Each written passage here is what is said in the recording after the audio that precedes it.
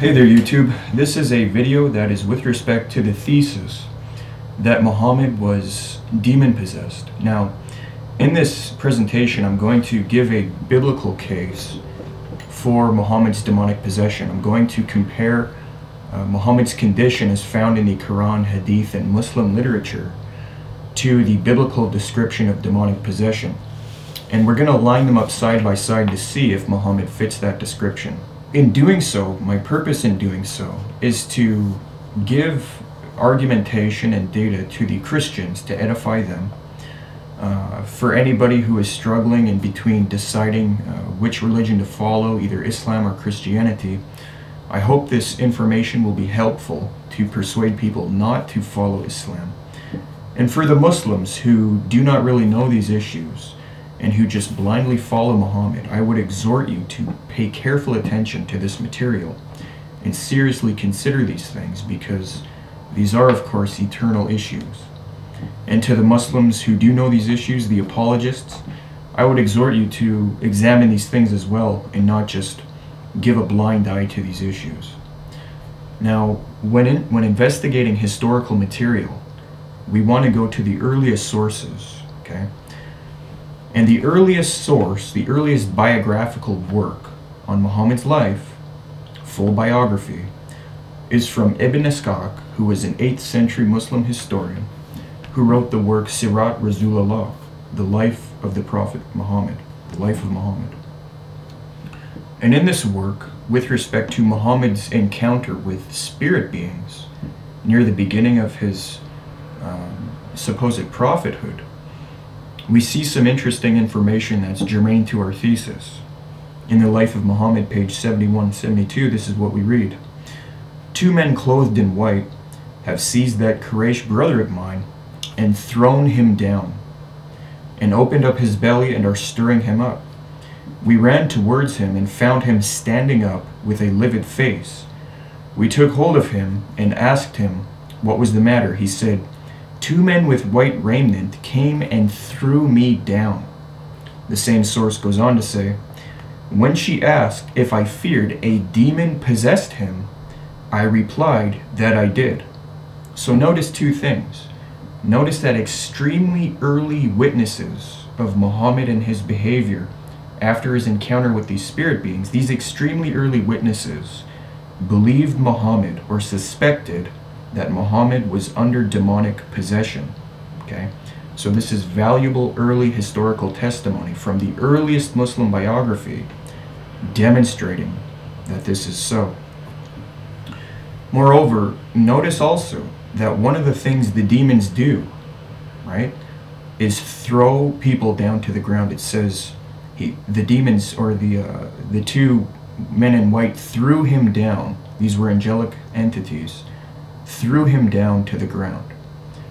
Now, it's interesting that in the Holy Scriptures, if you read the totality of the Tanakh, the Torah, and the New Testament, you will never see true angels from God throwing people down to the ground forcefully. Never. That's never done. But what we do find in the Christian and Jewish scriptures is that this is something that the demons do. Throw people down to the ground. For example, in Luke 9:32, we read the following. While he was coming, the demon threw him to the ground and convulsed him. But Jesus rebuked the unclean spirit and healed the boy and gave him back to his father. So notice, Muhammad's condition does not fit with true prophets in this regard, since none of the true prophets were ever thrown to the ground by angels. But what Muhammad's condition does fit are incidents like this demon-possessed boy who was thrown to the ground by this demon who was possessing him. Again, nowhere do real angels possess people and throw them down violently and things like this. Now, when we read the parallel account in Mark 9:20, this is what it says. The demon convulsed the boy. He fell to the ground and rolled about, foaming at the mouth. Now again, when we take the historical principle and look to the Muslim literature, we see that there's early Muslim traditions that talk about Muhammad foaming from the mouth and things like this, similar to what happened to this demon-possessed boy. In one source, we read in the True Guidance and Introduction to Quranic Studies, page 9, it reports some ancient traditions. And here's one. It says, another account says he became distressed, foaming at the mouth, in reference to Muhammad, foaming at the mouth, and closing his eyes. At times he snorted like a young camel. Now, the similarity is getting quite striking. When I was researching this material, I was shocked at how similar the biblical description of possession is to the historical information concerning Muhammad. Another ancient tradition, as reported by the book The Misnan ul-Hukk, page 345 and 346 says, in tradition it is stated, again this is Muslim literature, in tradition it is stated that he said, I fear lest I should become a magician, lest one should proclaim me a follower of the jinn, which are the demons, and again I fear lest there should be madness or demonic possession in me.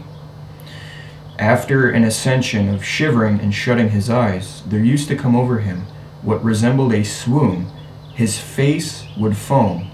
It goes on to say, in tradition it is stated that he was troubled thereat, and his face would foam, and he closed his eyes, and perchance roared like the roaring of a young camel.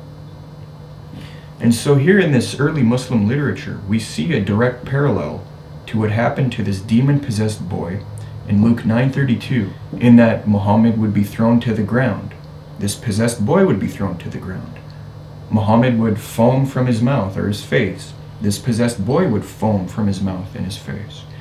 So the similarities are quite striking. Moreover, in the Muslim literature, we read that Muhammad would sweat profusely. This is in Sahih al-Bukhari, volume 1, book 1, number 2. We also know that he would turn red and breathe heavily. This is in Sahih al-Bukhari, volume 6, book 61, number 508. And so therefore one can see the similarity quite clearly. Now that's not all. There's other information with respect to Muhammad again falling down in this convulsive way. We read in Sahih al-Bukhari, volume 4, book 54, number 461, that Muhammad was so frightened, he was gripped with such fear that he would fall to the ground. It says, I was so frightened by him, this angelic entity, that I fell on the ground and came to my family and said to them, cover me with a blanket, cover me. So again, falling to the ground due to fear or due to being thrown by the demons was a repeated pattern in Muhammad's life, similar to what happened to possessed people in the Bible. Now, with respect to Muhammad's first encounter with this spirit being that he would later believe to be the angel Gabriel upon spurious grounds, this is what we read. A Christian monk named Waraka ben Nufail was sought out for his opinion about what had just transpired. And this testimony adds to the early case for Muhammad being possessed, as demonstrated by early Muslim literature. It states, I am afraid that it may be someone other than Gabriel, for certain devils imitate him, and by doing so can mislead and corrupt some men. This is in Ibn Kathir's Life of Muhammad. Ibn Kathir being one of the major tafsirs or commentators of Islam. So this is Muslim literature, not Christian literature. And so what we get from this early testimony, again, in the Muslim sources, is that after Muhammad's experience with this spirit being, who the Muslims would later believe to be Gabriel, people who were around this situation were suspicious that this wasn't Gabriel, but that this was a demonic being imitating Gabriel. And Waraka ben Nufail, in his suspicion, he was correct, since 2 Corinthians 11:14 states, and no wonder, for even Satan disguises himself as an angel of light. So there's the biblical reference of warning. And you can see this in history too. I document this in my article.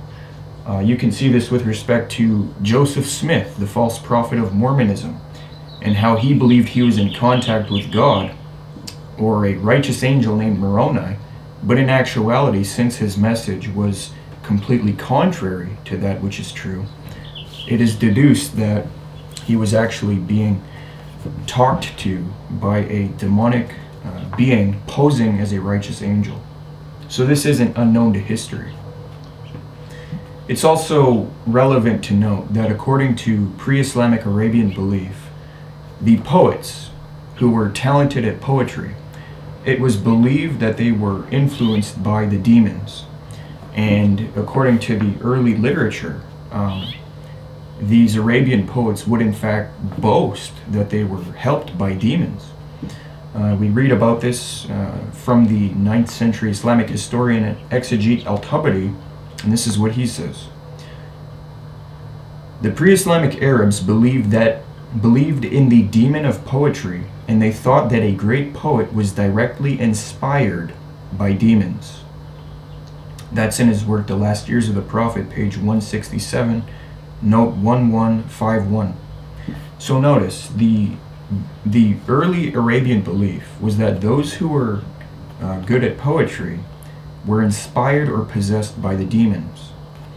Now it's interesting to then read in the Quran itself, for example in Surah 44 ayah 14, Surah 37 ayah 36, that there's early evidence that people were suspecting that Muhammad was under such demonic inspiration to be able to produce poetry.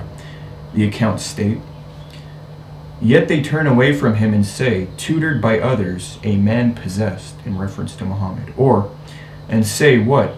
"Shall we give up our gods for the sake of a poet possessed?"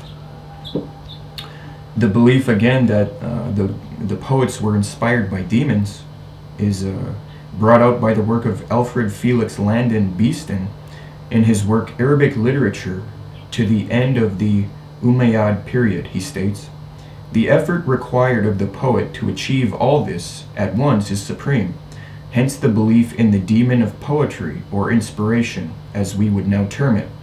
It was thought that the great bards of the Jahiliyyah were directly inspired by demons. Hassan, before he became a Muslim, boasted that he was helped by a companion of the children of Satan. One moment I speak, another he does. According to Al-Asha, his demon was called Jahannam, or Jahannam, hell. Sawaid B. Abi Kal describes his companion as devilish, quick," unquote. And so it's very interesting and telling then when we read more Islamic literature and find out that Muhammad believed firmly that he was one of these poets inspired by the demons, okay? So much so that he wanted to commit suicide. For example, in Al-Tabari's history we read, "I recited it, and then he desisted and departed. I woke up, and it was as though these words had been written on my heart. There was no one of God's creation more hateful to me than a poet or a madman. I could not bear to look at either of them. I said to myself, your humble servant, meaning myself, or meaning himself, is either a poet or a madman. But the Quraysh shall never say this of me. I shall take myself to a mountain crag, hurl myself down from it, kill myself, and find relief in that way." So notice, Muhammad wanted to commit suicide, partially because he was persuaded that he was a poet or a madman, and he didn't want people talking about him with those terms. We read a similar account in Ibn Ishaq's Life of Muhammad, page 106. It says, "Now none of God's creatures was more hateful to me than an ecstatic poet or a man possessed. I could not even look at them. I thought, woe is me, poet or possessed." So Muhammad believed himself to be possessed by the demons of poetry. And I find that to be very interesting, since this isn't Christian literature. This is the early Muslim literature.